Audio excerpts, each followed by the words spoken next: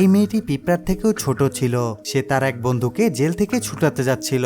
এই ছেলেটি তাকে বোঝায় ওখানে সব জায়গায় ক্যামেরা লাগানো আছে। এরপর মেয়েটি দেয়ালের ছোট ছিদ্র দিয়ে ওই পাশে যাচ্ছিল।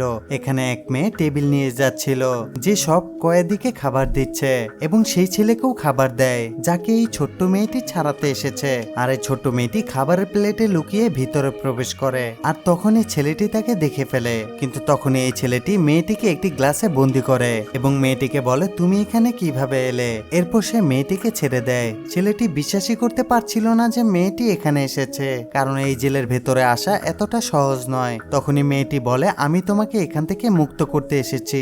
ছেলেটি মেয়েটিকে এখান থেকে চলে যেতে বলে, কারণ ওরা সব জেনে গেছে। তখনই ছেলেটিকে তারা বিদ্যুতের শক দেয়, যার ফলে ছেলেটি মাটিতে পড়ে যায়। ভেতরে এক গার্ড চলে আসে। মেয়েটি তখন লাফিয়ে তার কানের ভেতরে প্রবেশ করে, যার ফলে গার্ডটি সেখানে মারা যায়।